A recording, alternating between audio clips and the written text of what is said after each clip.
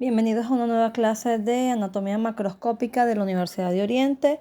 Yo soy la doctora Joyce Tolati y vamos a comenzar a hablar del retroperitoneo en su segunda parte. En esta clase entonces vamos a hablar de algunos elementos que están justamente en esta zona, en el retroperitoneo, como es la aorta abdominal, la vena cava inferior, el plexo celíaco, los linfáticos del área, el plexo lumbar y también el simpático lumbar. Iniciaremos con la aorta abdominal. Recordemos que la aorta es la mayor arteria que tiene el cuerpo humano, que esta va a iniciarse, recordemos, desde el ventrículo izquierdo, luego tiene un pequeño segmento ascendente, formando el callado de la aorta para luego tener un segmento de mayor longitud, que es el de segmento descendente, con una porción torácica y una porción abdominal. La porción abdominal inicia rápidamente después de ella penetrar a nivel del hiato aórtico del diafragma. Una vez que la aorta abdominal ha atravesado este hiato, entonces observamos que da ramas parietales y ramas viscerales. Las ramas parietales tienen una disposición segmentaria como las arterias intercostales, a las cuales estas van a continuar. Las arterias también lumbares van a dar continuación a estas arterias intercostales y las arterias diafragmáticas inferiores. Las arterias o ramas viscerales son impares y medias o pares y laterales. Las ramas impares de la aorta abdominal se van a distribuir en las vísceras que se fijan a la pared abdominal posterior por un meso.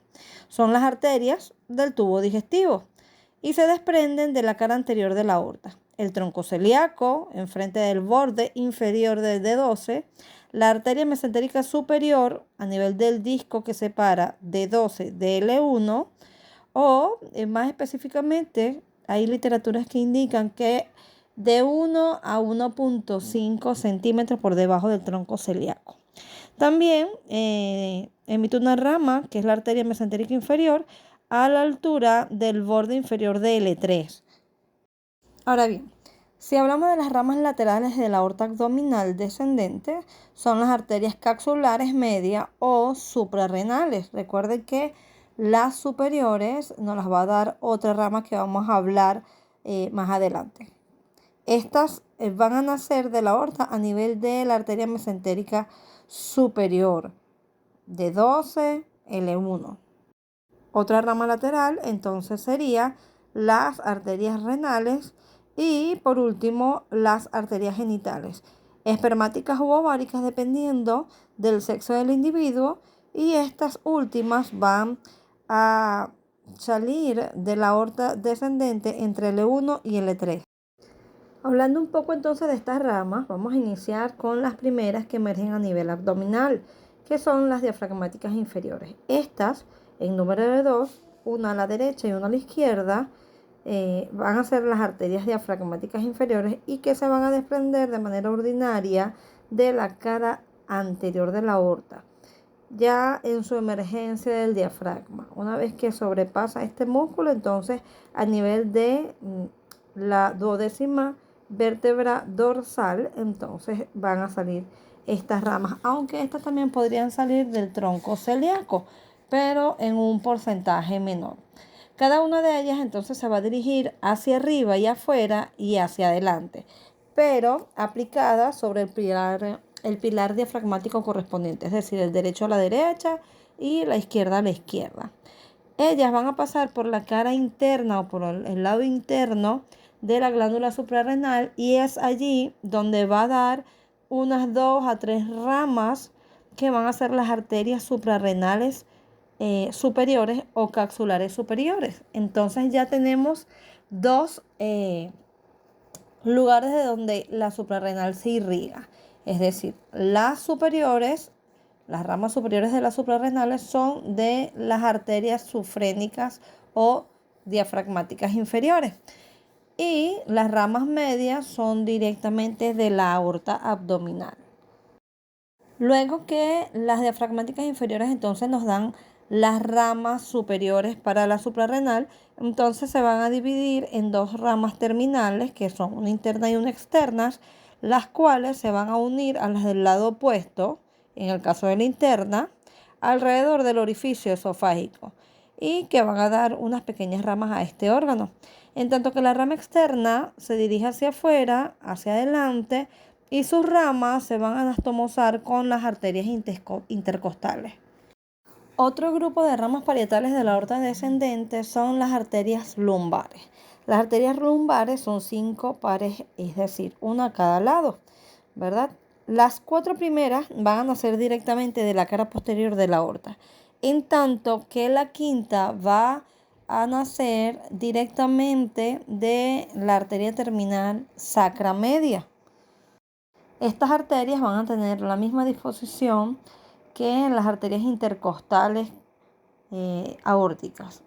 Van a estar desde su origen, dirigiéndose hacia afuera y pasando por detrás de la cadena simpática abdominal. Además, la primera lumbar pasa igualmente por detrás del pilar diafragmático, es decir, la derecha por el pilar diafragmático derecho y la izquierda por el pilar diafragmático izquierdo.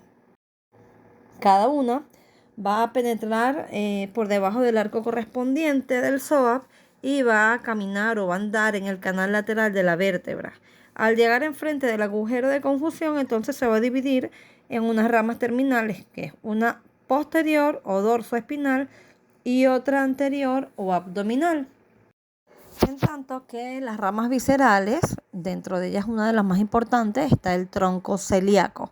El tronco celíaco, recuerden que cuando lo estudiamos en el material para el segundo parcial, entonces proporciona toda la sangre arterial al hígado, el estómago, el vaso, el epiplón mayor, y también va a contribuir en gran parte a la vascularización del páncreas.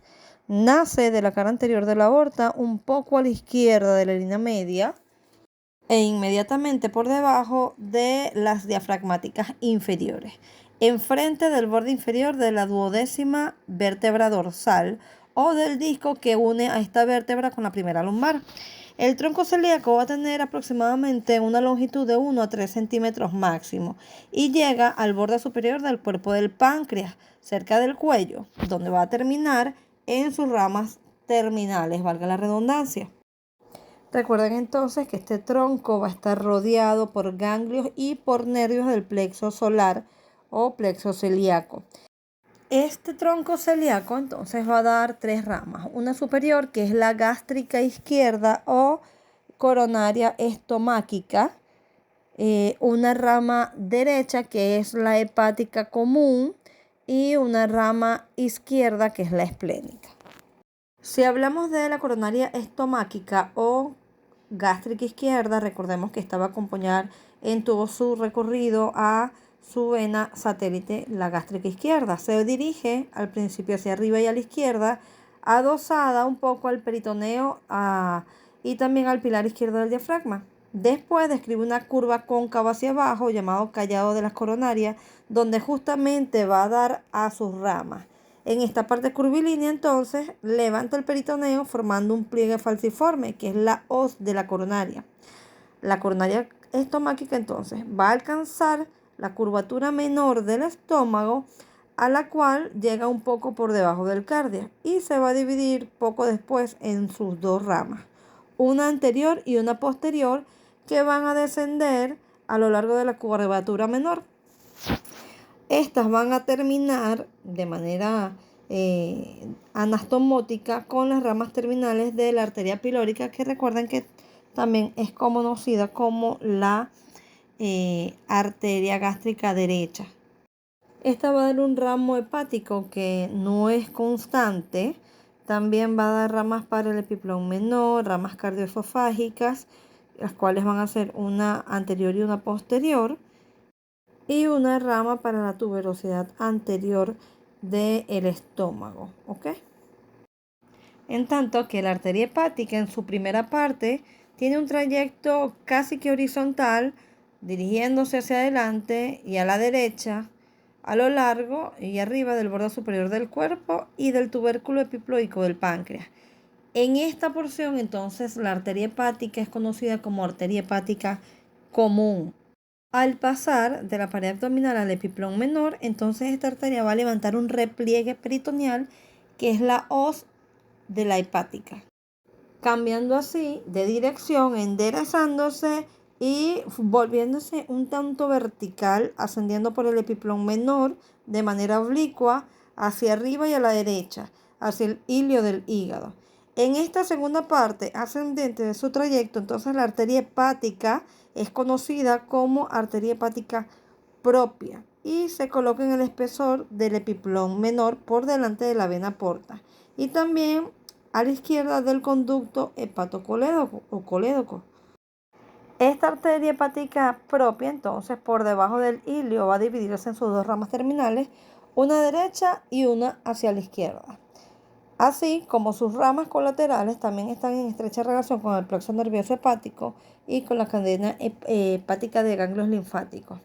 Las ramas colaterales de esta arteria hepática son tres gruesas ramas, que son, en el orden según el cual se van a originar, entonces tenemos la gastroduodenal, la pilórica o gástrica derecha y la cística.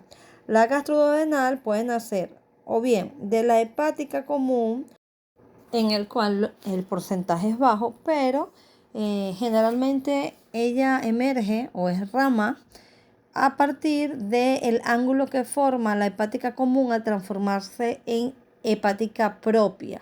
Al transformarse o cambiar de dirección de horizontal a vertical o oblicua, entonces allí justamente nace la gastroduodenal.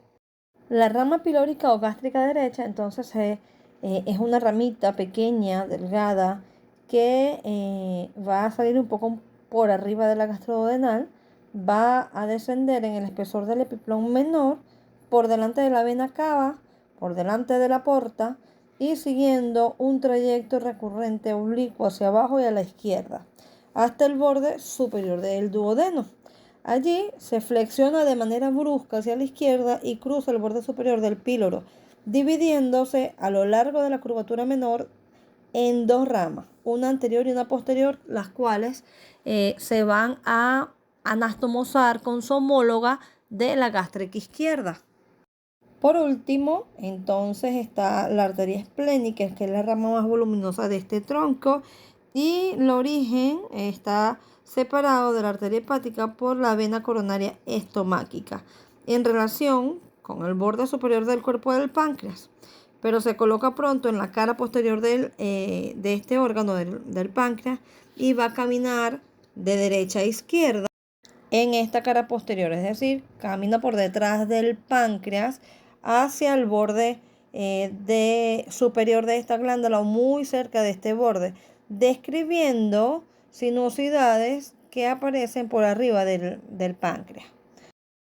Es así como llega a la cola del páncreas, después en el epiplón pancreático esplénico y se va a dividir en la cercanía del ilio del vaso en dos ramas terminales, una superior y otra inferior. En cuanto a sus ramas colaterales, tenemos la pancreática principal, las ramas ganglionares, los vasos cortos en número de 2 a 6 que van hasta el estómago en el espesor del epiplón gastroesplénico, uno de ellos más voluminoso, que se ramifica en la cara posterior de la tuberosidad mayor hasta el cardia y es la arteria posterior de la tuberosidad. Los vasos cortos pueden desprenderse del tronco de la esplénica y de sus ramas terminales o de sus ramas iliares. Eso es importante, esta variación anatómica. También da como colateral a la gastroepiploica izquierda, que es una arteria que tiene su origen muy variable, como en los vasos cortos. Por debajo del tronco celíaco entonces estaría la arteria mesentérica superior, que irriga una parte del páncreas, el intestino delgado y la mitad derecha del intestino grueso. Esta va a nacer en la cara anterior de la aorta 1 centímetro, como lo dije anteriormente, de 1 a 1.5 centímetros por debajo del tronco celíaco, a la altura aproximadamente del borde superior de la primera lumbar o del disco que separa esta vértebra con la 12ª dorsal. Se puede distinguir en ella una porción que es supramesentérica y otra que es intramesentérica. La porción supramesentérica es aquella desde su origen hasta donde ésta se inserta en el mesenterio, y luego la intramesentérica, como su nombre lo indica, es cuando ésta inicia la introducción en el mesenterio, dando sus ramas para el intestino delgado y el intestino grueso. La primera rama que va a dar la mesentérica superior sería la pancreático-duodenal izquierda, que se desprende de la mesentérica justo enfrente del borde inferior del cuello del páncreas, y se va a dividir poco después en dos ramas, una superior y una inferior, que se van a dirigir a la derecha. La primera sobre la cara posterior de la cabeza del páncreas y la segunda sobre la cara posterior del páncreas menor. Estas se van a anastomosar con las pancreáticas duodenales derechas, que son ramas de la hepática. La segunda rama es la arteria pancreática inferior o pancreática magna. La pancreática inferior nace de la mesentérica superior. Cuando ésta se separa de la cara posterior de la glándula, se dirige a la izquierda y bordea de derecha a izquierda a la parte inferior del cuello del páncreas. Estas dos ramas son las colaterales supramesentéricas. Ahora, dentro de las intramesentéricas tenemos las arterias intestinales y las cólicas derechas. En tanto, las arterias intestinales van en un número de 12 a 14, incluso llegan a 15 ramas que nacen del borde izquierdo de la arteria mesentérica y se van a introducir en el espesor del mesenterio. Estas van hacia el intestino delgado y van a tener una disposición un tanto armoniosa. ¿Cómo es esto? Cada una de ellas entonces se va a bifurcar. Dicen que esta división es dicotómica. Se van entonces a dividir cada una de estas 12 a 15 ramitas y se van a unir con las ramas de sus vecinas, formando así una primera serie de arcos con una convexidad hacia el intestino. De allí van a salir una segunda grupo de ramas, las cuales se van a dividir otra vez de manera dicotómica, formando una segunda serie de arcos, los cuales dan nacimiento a una gran cantidad de ramos que van a constituir una tercera serie de arcos. Se pueden formar en general 3 series de arcos, raramente 4, 5 o hasta 6. Pero máximo el porcentaje o la casuística es de 1 a 2, máximo 3. Solo existen entonces después de estos arcos una fila de arcos en los dos extremos del yeyunum ilio. De la última serie de arcos entonces van a salir los llamados vasos paralelos. Estos, que son conocidos también como vasos rectos, en su extremo distal se van a dividir en dos ramitas, una a la derecha y otra a la izquierda, que van a corresponder a la cara del asa intestinal que van a irrigar. En tanto que con respecto a las arterias cólicas derechas, en número de 3, son de arriba hacia abajo, la arteria cólica derecha superior o del ángulo cólico derecho, la cólica derecha media o del colon ascendente y la arteria cólica derecha inferior o iliocólica. En anatomía, acá en la UDO, nosotros generalmente tomamos a estas con el nombre de cólica media, cólica derecha y la iliocólica, anteriormente conocido como tronco iliocólico biseco-apendicular, las cuales van a irrigar la parte derecha del intestino grueso. Aquí en la imagen podemos ver en la parte inferior cómo cuando la arteria mesentérica superior sale de la cara anterior de la aorta, entonces pasa por arriba tanto de la vena renal izquierda como de el duodeno, formando algo conocido como la pinza aórtico-mesentérica. Esto es importante porque en algunos pacientes podemos ver el síndrome de pinzamiento aorto-mesentérico, y es porque el flujo a través de esta arteria hace compresión sobre esta porción del duodeno, causando clínica muy parecida a obstrucción intestinal y causando también alteración en el drenaje e irrigación de el riñón izquierdo. Bien, en orden de aparición entonces, luego de la mesentérica superior, a los lados de la misma, entonces van a estar las arterias capsulares o suprarrenales medias. Recuerden que son dos, una a la derecha y una a la izquierda, y que se desprenden de la cara lateral de la aorta, casi al mismo nivel de la mesentérica superior. Se dirigen hacia el borde interno de estas glándulas, cruzando los pilares del diafragma. En cuanto a la arteria derecha, es más larga que la izquierda y pasa por detrás de la vena cava inferior. Cada una de estas arterias entonces se van a ramificar en las dos caras de la glándula, penetrando a estas ramas. Estas arterias suprarrenales medias son inconstantes, pero en el caso de existir, entonces deben saber que son ramificaciones de la aorta.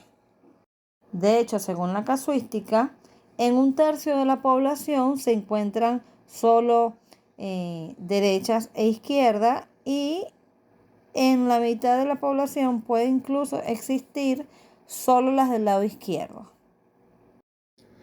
Aunque existen dos riñones, si hablamos de las arterias renales, entonces debemos saber que generalmente son dos, una a la derecha y una a la izquierda. Pueden existir raramente tres, de manera excepcional cuatro, en un solo lado, que pueden ser sencillas o dobles y que nacen normalmente de la cara lateral de la aorta, un poco por debajo de la mesentérica superior, a nivel de la primera lumbar. Desde allí, estas se van o se dirigen hacia afuera y un poco hacia abajo hasta la cercanía del hilio renal, donde se dividen en sus ramas terminales. Estas son dos generalmente, una anterior y una posterior.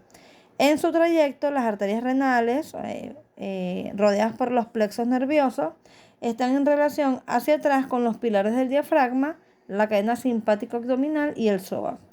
Hacia adelante, la arteria izquierda está cubierta por la vena renal correspondiente, en tanto que la arteria renal derecha, de adentro hacia afuera, al principio a la vena cava inferior y después a la vena renal derecha.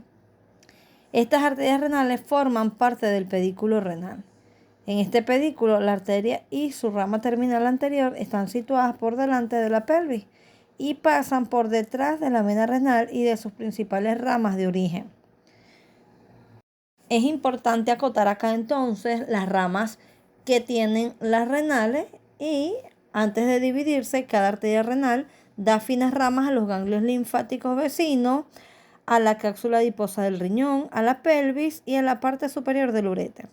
La rama más importante es la arteria capsular inferior, que nace de la arteria renal o de una de sus ramas terminales y va a alcanzar la extremidad inferior de la cápsula suprarrenal, donde a su vez se va a ramificar en 2 o 3 ramas terminales para la suprarrenal. Las ramas terminales, propiamente, de la renal van a penetrar el seno del riñón y de allí se van a conformar los vasos renales propiamente. Otro grupo de arterias que son ramas de la aorta abdominal descendente, entonces serían las arterias gonadales, tanto espermáticas como ováricas. Las espermáticas están destinadas a los testículos, tanto que las ováricas a los ovarios y también a las trompas. Ambas son muy delgadas pero largas. Y de las dos, las espermáticas son aún más largas, y esto se debe al descenso que tienen los testículos durante la migración de dicha glándula.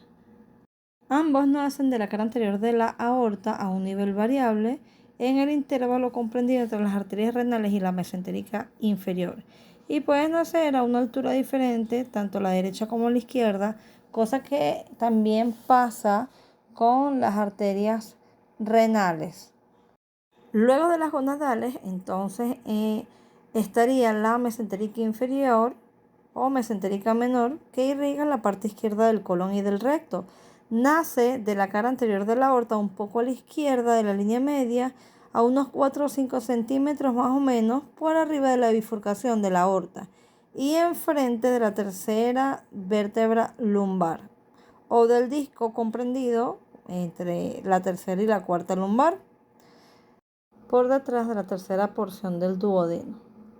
Recordemos entonces que la mesentérica inferior nos va a dar a la mesentérica izquierda, que se va a dividir en un ramo ascendente y uno descendente. El ascendente se va a unir con la cólica media para formar el arco de Riolano.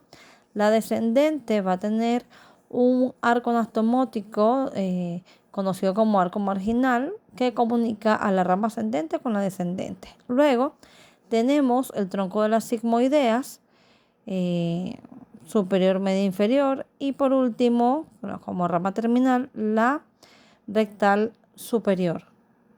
La aorta, como ramas terminales, ¿verdad?, las da luego de bifurcarse aproximadamente a nivel del borde inferior de la cuarta vértebra lumbar en 3 ramas. Una media, que es la arteria sacra media, muy delgada e impar, y 2 laterales, que son las arterias ilíacas primitivas, que van dirigidas hacia los miembros inferiores.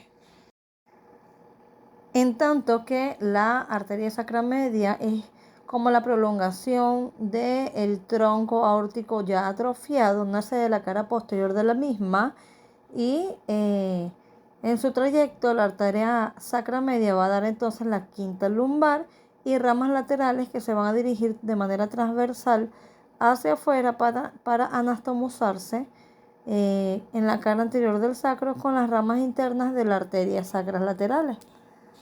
En cuanto a las relaciones que tiene la aorta abdominal en el retroperitoneo, observen que cuando esta pasa a la parte abdominal, cambia totalmente su posición con respecto a la columna vertebral. Primero se encontraba a la izquierda y póstero izquierdo de la columna vertebral. Luego se hace completamente anterior a la misma, ¿ok? Luego también podemos observar en la siguiente imagen que aparte de la columna vertebral está en estrecha relación a la derecha con la vena cava inferior, también de manera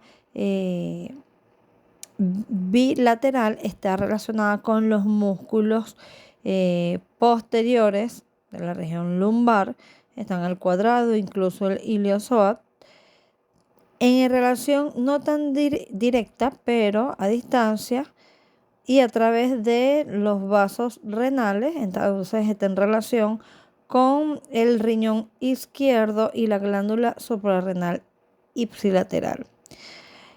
Está en relación con el páncreas, la porción tercera y cuarta porción del duodeno, y también está en relación anterior con la raíz del mesenterio.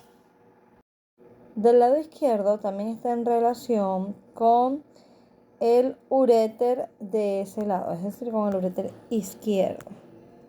Muy bien, ahora vamos a pasar a hablar del tronco de la vena cava inferior, que recordemos que procede de la unión de las 2 venas ilíacas primitivas por delante y a la parte derecha de la columna lumbar, un poco también por debajo de la bifurcación de la aorta y a la altura de la porción superior de la quinta lumbar.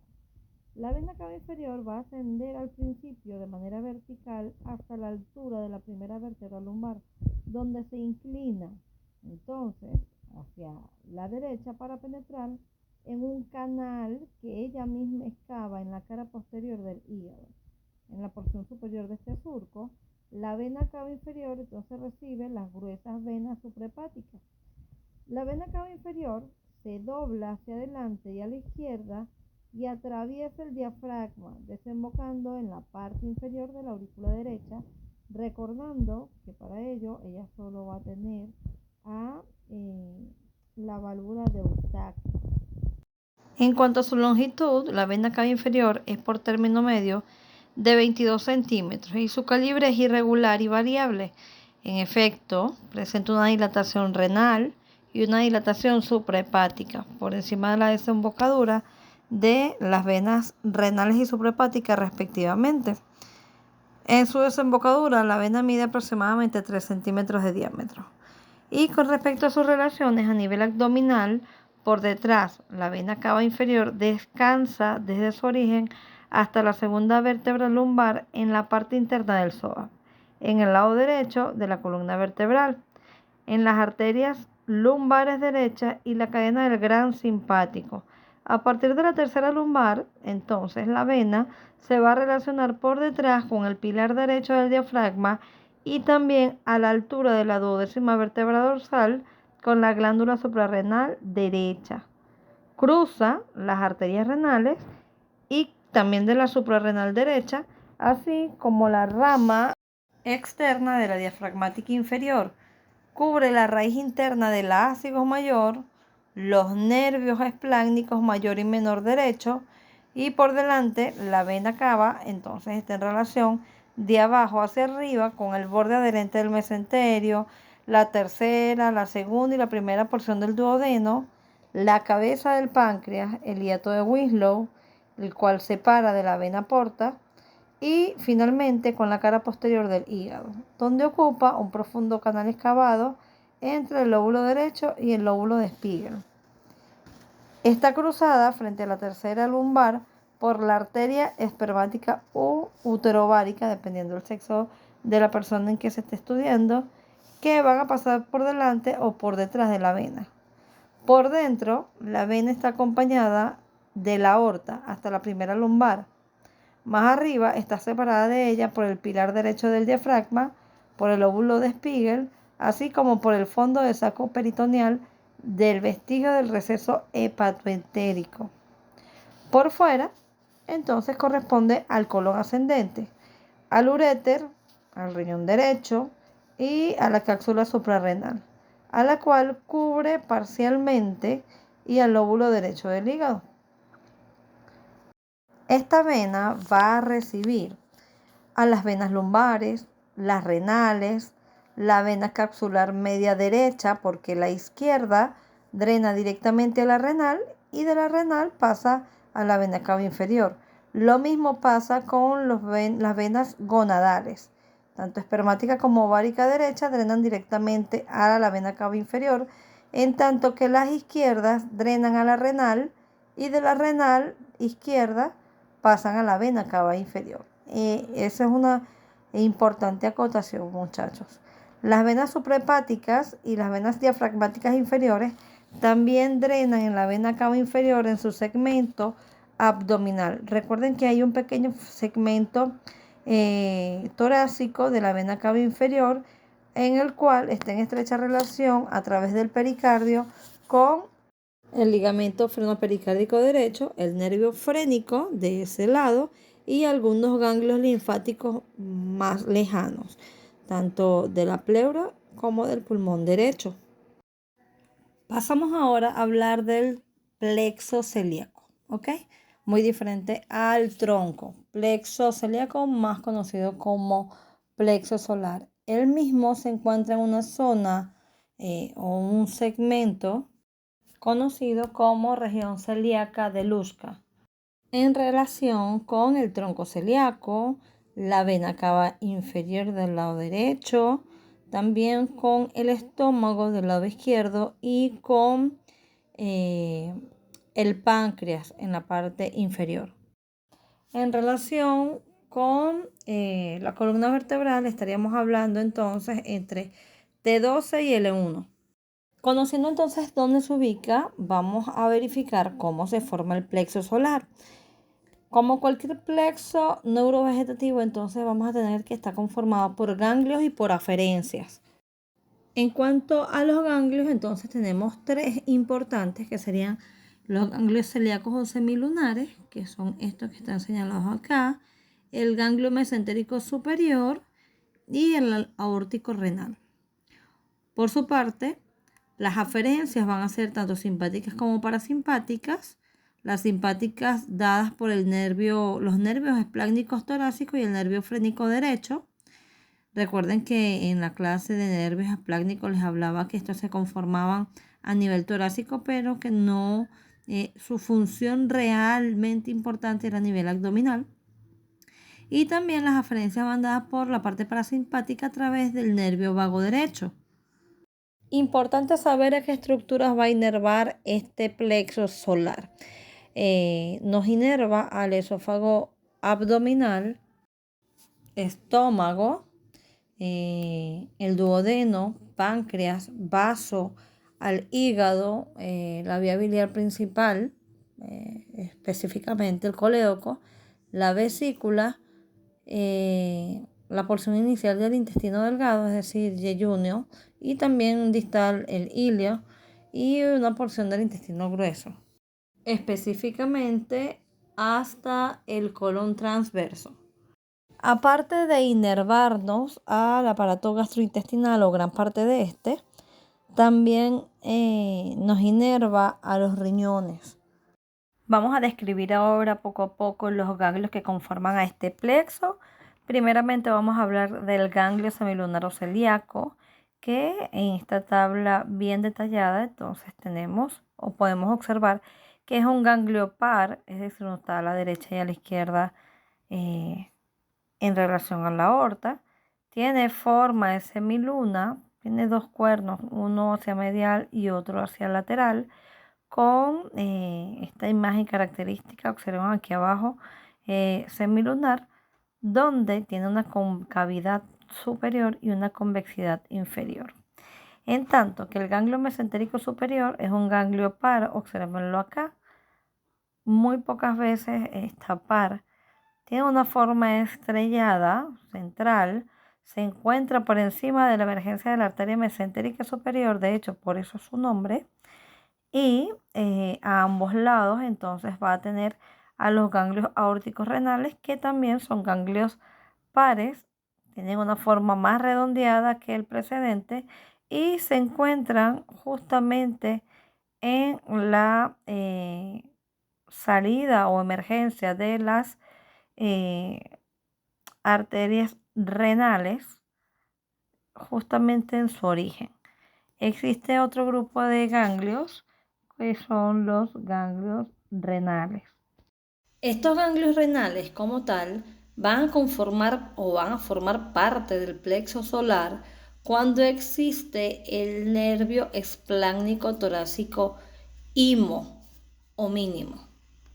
Repasando entonces rápidamente a los nervios esplácnicos torácicos, recordemos que este está conformado por un nervio esplácnico torácico mayor que va a tener a cada lado la conformación de ramos ganglionares desde T6 a T9 a ambos lados. Es decir, vamos a tener un nervio esplácnico mayor del lado derecho y uno del lado izquierdo.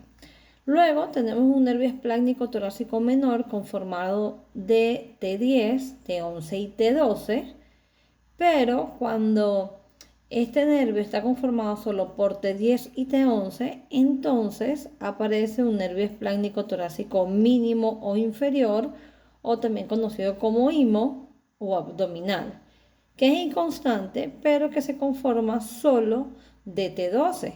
Entonces podemos tener un nervio esplácnico torácico mayor y uno menor, o podemos tener uno mayor, uno menor y uno mínimo o inferior, dependiendo de la distribución de T12.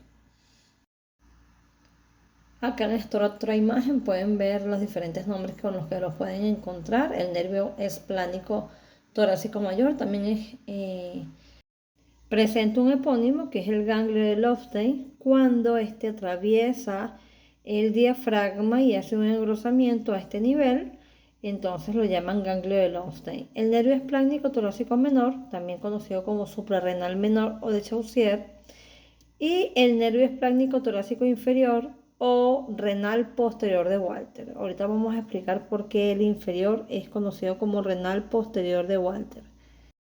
Otra de las aferencias que recibe este plexo celíaco, entonces el nervio frénico derecho, conformado, recuerden, por ramas de C3, C4 y C5, generalmente más de C4, del plexo cervical profundo. Y también nuestro nervio vago del lado derecho, ya que recuerden que esto es a nivel abdominal, el derecho pasa a la parte posterior y el izquierdo a la parte anterior hacia el estómago y esófago. ¿Ok? Entonces el vago, que es posterior, es el derecho y es el que nos va a dar aferencias al plexo celíaco o plexo solar. Ok, aquí tenemos una imagen de nuestro tronco celíaco, ¿verdad? Y alrededor de este tronco celíaco entonces vamos a conformar lo que sería el plexo celíaco. Lo primero que haremos es colocar nuestros ganglios. Los primeros serían entonces los celíacos o semilunares. Vean que están justo en el tronco celíaco, uno a la derecha y uno a la izquierda porque son pares, que tienen forma de semilunas con una concavidad superior y una convexidad inferior, que tienen un cuerno medial y un cuerno lateral. Abajo y medial impar, entonces estaría el ganglio de mesentérico superior, que es único, es impar. Y a los lados y un poco más abajo que este, entonces estarían los ganglios aórticos renales, que estos son un poquito más ovalados, son bilaterales, es decir, hay uno a la derecha y uno a la izquierda. Y también están unos ganglios un poco más redonditos que están justamente en relación con las arterias renales, solo con ellas. ¿Ok? Luego a esto entonces le vamos a sumar a nuestras aferencias. Tenemos en azul arriba a ambos lados que el nervio esplácnico torácico mayor se une al cuerno lateral del ganglio semilunar a ambos lados. Vean que del lado derecho, entonces nuestro vago se une al cuerno medial del ganglio semilunar o celíaco. Esto que conforma como una cuerda o un asa entre la línea verde, que es el vago, el ganglio semilunar y el esplácnico mayor, que está delimitado en azul, entonces nos va a formar una asa. Esta asa es comúnmente conocida como asa memorable de Brisbane, ¿ok? Eso ocurre del lado derecho. No es común que el nervio vago dé ramas al lado izquierdo, porque recuerden que el plexo celíaco o el plexo solar está conformado solo por el nervio vago derecho, pero hay momentos en los cuales el nervio vago también da su ramita al lado izquierdo, y entonces pasa algo muy similar. La rama celíaca del nervio vago se une al cuerno medial del ganglio semilunar izquierdo, y el nervio esplácnico torácico mayor se une al cuerno lateral de este mismo ganglio, conformando un asa. En este caso, el asa lleva el nombre de asa de Lainer-Lavastie. ¿Ok? Luego, entonces le anexamos la unión del nervio esplácnico torácico menor, que está acá en verde, el cual se va a trifurcar y va a dar ramas para los ganglios semilunar, mesentérico superior y aórtico renales de su lado respectivo, es decir, el derecho del lado derecho y el izquierdo del lado izquierdo. Cuando existe un nervio esplácnico torácico mínimo o inferior, entonces este va a dar ramas o va a unirse a los ganglios renales que les había comentado, que pueden o no conformar al plexo celíaco dependiendo si existe o no un nervio torácico esplácnico inferior. Hasta aquí entonces haría la conformación de el plexo solar o celíaco con sus ramas aferentes. Pero bien, también él tiene ramas eferentes que en sí son como subplexos, pues. Estos plexos van a estar en relación con las ramas justamente que da la aorta abdominal, y por eso yo les comentaba y les hacía tanto énfasis de cuáles eran las ramas que daba la aorta abdominal. Y es porque en efecto estos plexos van a estar en relación con esos vasos sanguíneos, esas arterias. Entonces comenzamos con el plexo diafragmático inferior.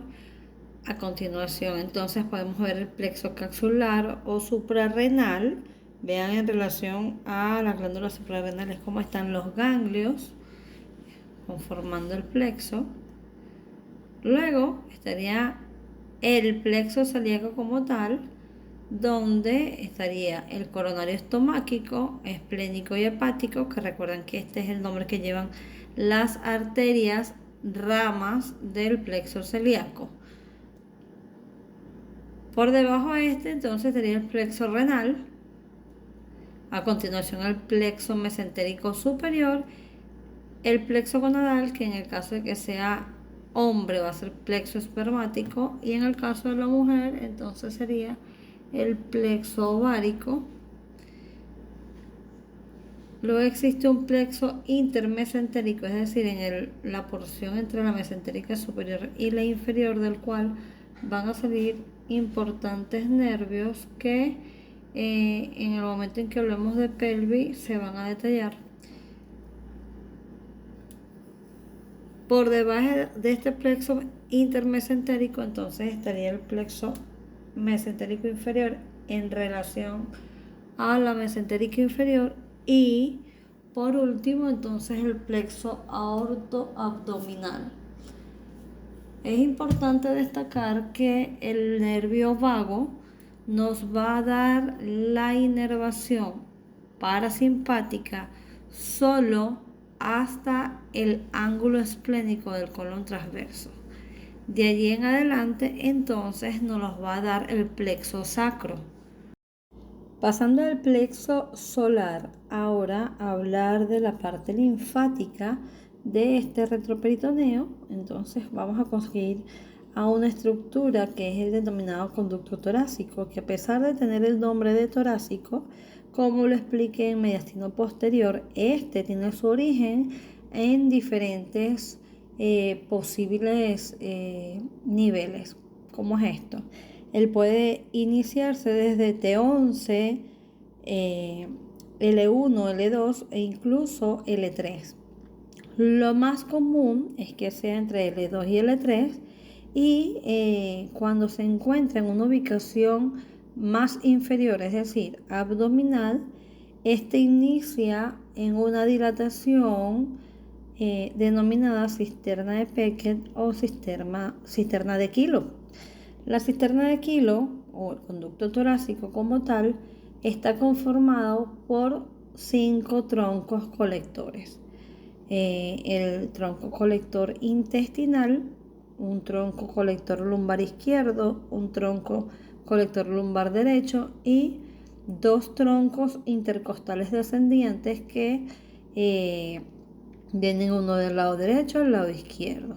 Estos confluyen a nivel de L2, L3, formando esta saculación o esta dilatación, a partir de la cual emerge como tal el conducto torácico.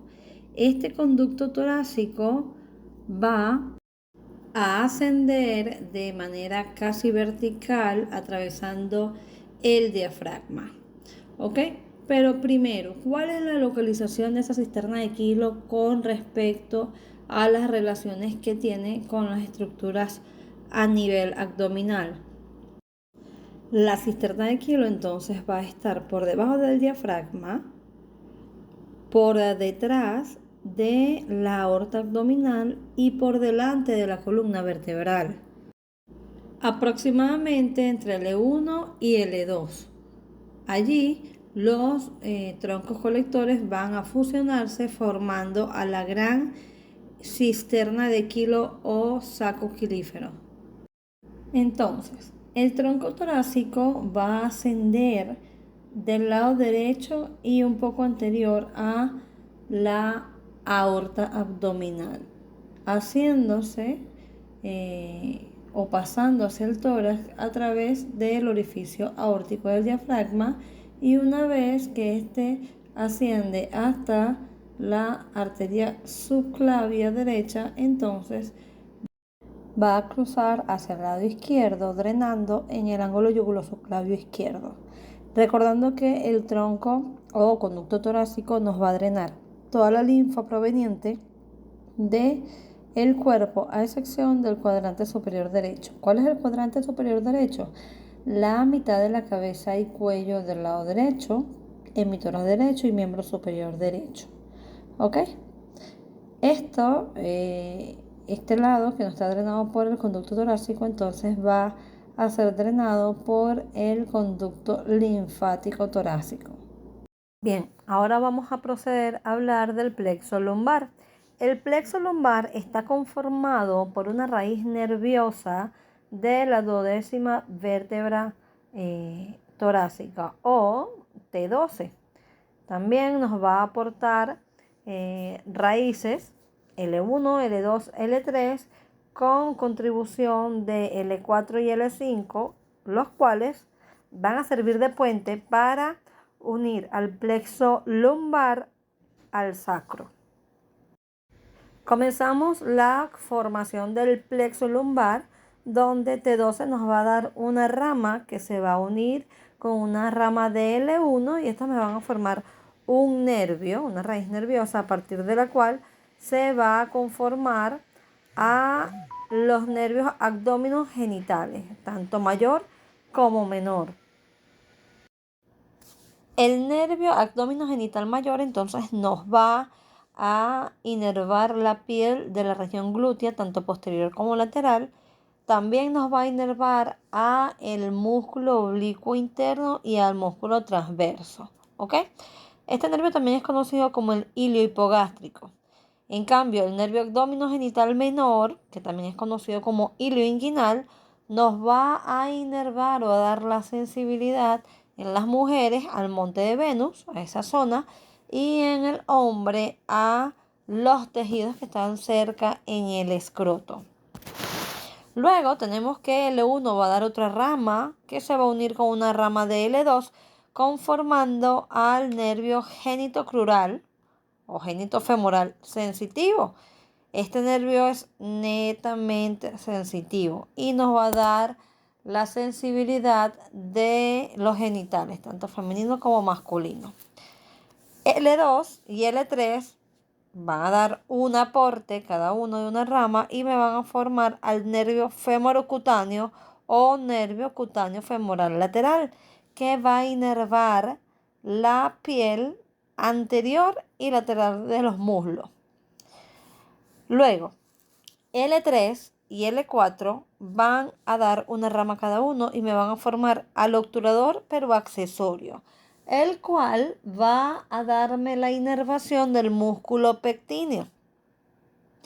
Ahora pasa algo muy importante acá. Vean, tanto L2 como L3 y L4 van a dar ramas anteriores y ramas posteriores. Las ramas anteriores me van a formar al nervio obturador. Este nervio obturador es un nervio mixto. Nos va a dar la sensibilidad de la cara medial del muslo y de la cara anterior de la articulación coxofemoral, es decir, de la cadera. Pero nos va a ayudar a la aducción del muslo. Esa es su función motora, ¿ok? En tanto que las ramas posteriores de L2, L3 y L4 van a conformar al nervio crural o femoral. Este nervio crural o femoral entonces nos va a inervar la cara anterior del muslo, el cuádriceps y el músculo sartorio. Aparte de esto, entonces a medida que va descendiendo, va a dividirse en 4 filetes, de los cuales uno de los más gruesos va a ser el nervio safeno. Finalmente, entonces L4 y L5 van a dar una ramita cada uno y van a conformar al tronco lumbosacro, que va a ser como el puente entre el plexo lumbar y el plexo sacro. Es allí, en el plexo sacro, donde se va a conformar el nervio ciático y justamente este tronco lumbosacro o esta inervación con la rama de L4 y L5 van a formar parte de este gran nervio, ¿ok? Por último, entonces vamos a hablar del tronco simpático lumbar, muchachos. Recuerden que este es como la continuación del tronco simpático torácico, solo que la cadena se va a llamar lumbar desde el diafragma hasta el promontorio. Está conformado por pequeños o delgados cordones, los cuales van a estar unidos unos con otros a través de pequeñas dilataciones fusiformes de mayor tamaño o volumen, que son los ganglios. En un número general, total serían 5 de cada lado. Recuerden que estos troncos están a cada lado de la columna vertebral, justamente a nivel de los espacios intervertebrales. Justo allí están esas dilataciones fusiformes que son los ganglios. Generalmente, como les dije, son 5, pero el primero puede estar fusionado con el 12avo torácico y el quinto puede estar fusionado con el primer sacro. Entonces, este tronco nervioso, una vez que pasa por el ligamento arqueado medial del psoas, se transforma en tronco simpático lumbar. Bien, las fibras que llegan a este segmento o a este tronco son fibras de origen preganglionar. ¿Qué quiere decir esto? Que vienen directamente desde los núcleos simpáticos a nivel de la médula espinal. Pero esto va a pasar solo hasta L2, porque hasta L2 es que existen estos centros simpáticos a nivel de la médula espinal. Entonces, toda fibra que llegue al ganglio desde la médula espinal son consideradas fibras preganglionares o ramos blancos.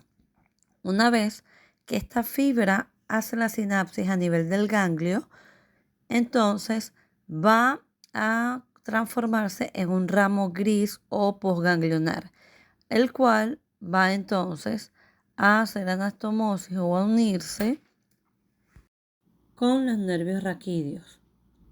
Entonces, no toda fibra preganglionar que llega al ganglio va a hacer la sinapsis. Solo aquellos que hagan la sinapsis a nivel del ganglio paravertebral, que es el tronco simpático lumbar, van a emigrar de este como una fibra posganglionar que se va a unir a los ganglios raquídeos o a los nervios raquídeos, perdón.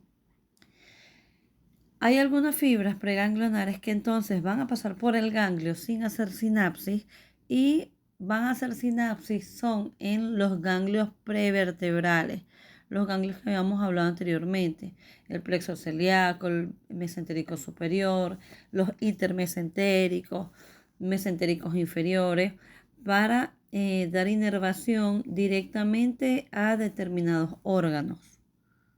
Si logramos observar esta imagen donde está la columna en un corte o una imagen lateral, podemos observar que las fibras preganglionares están delimitadas por una línea que es roja continua. Observen que solo están hasta L2. ¿Por qué? Porque hasta ahí es donde llegan las fibras provenientes de la médula espinal o de los centros simpáticos del asta intermedia de la médula espinal. Entonces, estas llegan a los ganglios lumbares, hacen la sinapsis y luego retornan o salen de ella, vean, con una línea punteada que sean las fibras postganglionares para unirse a los ganglios raquídeos que están en la parte posterolateral de la columna vertebral. Cuando la fibra preganglionar no hace sinapsis con el ganglio lumbar, entonces estas solo lo utilizan de puente o de sistema o centro nervioso para irse hacia la parte anterior. Vean que continúa la línea roja, ¿verdad? Y hacer sinapsis en los ganglios prevertebrales, que son los que les comenté anteriormente. Y noten que en este esquemita, entonces, una vez que ellos hacen la sinapsis a nivel de estos ganglios, entonces la línea se transforma en punteada. ¿Por qué? Porque son fibras postganglionares. En esta otra imagen, entonces, tenemos un corte transversal de la columna vertebral, donde observamos a la vértebra con su sistema nervioso, el ganglio raquídeo, el nervio raquídeo, cómo sale de la vértebra, a través de la vértebra, desde la médula espinal, y se observa un ramo comunicante blanco que hace sinapsis en la parte anterior con el ganglio lumbar. Luego retorna como una fibra postganglionar o ramo comunicante gris y se une al nervio raquídeo nuevamente. ¿Para qué? Para dar inervación a los diferentes órganos dependiendo del segmento. Esto es lo que pasa normalmente a nivel del ganglio cuando hacen la sinapsis en él. De lo contrario, la fibra simplemente lo utiliza como una estación, pasa a la parte anterior de la columna vertebral y se une a diferentes niveles a los ganglios prevertebrales, donde hace sinapsis y se convierte en una fibra posináptica o un ramo gris. Entonces, en cuanto a sus relaciones, observamos que este plexo, o mejor dicho, tronco simpático lumbar, va de lateral a medial y sigue la curvatura natural de este segmento, del segmento lumbar, abocándose a la columna vertebral siguiendo una curva lordótica. Anteriormente va a estar relacionado del lado derecho con la vena cava inferior, en tanto que del lado izquierdo solo va a estar cubierta por peritoneo parietal. También las arterias renales van a pasarla de manera perpendicular, cortando, cruzando a este tronco simpático a ambos lados, tanto derecha como izquierda. Lo mismo pasa con los vasos ilíacos primitivos un poco más abajo. En cuanto a la parte posterior, entonces está relacionado directamente por o con el músculo psoas mayor. Recuerden que él pasa, este tronco, de torácico a lumbar a nivel del ligamento arqueado medial de este músculo. También está en estrecha relación con la fascia que lo cubre. Posteriormente también está relacionado con la columna vertebral. Recuerden que dijimos que ellos están paravertebrales, pero claro, están lateral a la columna vertebral a nivel lumbar.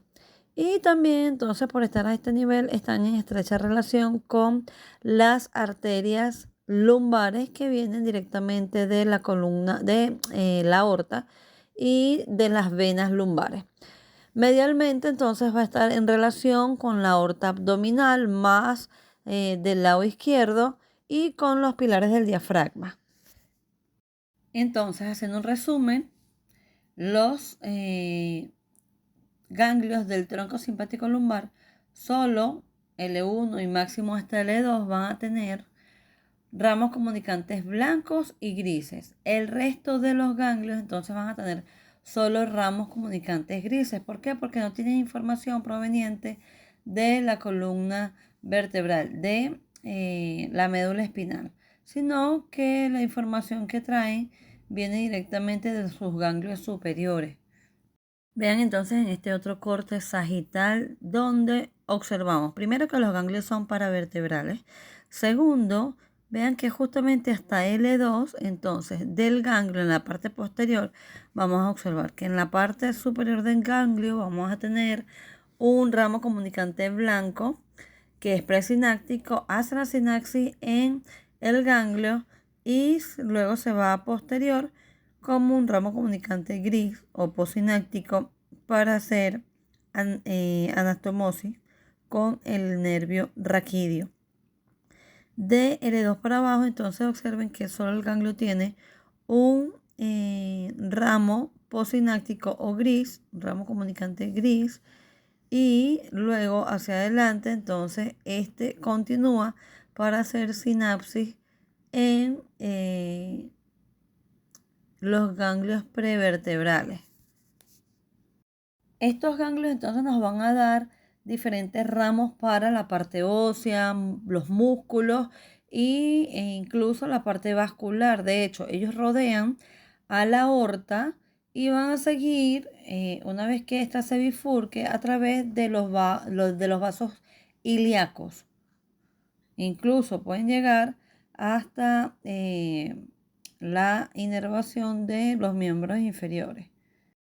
En cuanto a sus ramos viscerales, entonces tenemos que todas aquellas fibras que no hicieron sinapsis en el ganglio simpático lumbar, entonces van a irse hacia la parte anterior, conformando los nervios expláncnicos pero lumbares, y estos entonces se van a unir a los diferentes plexos.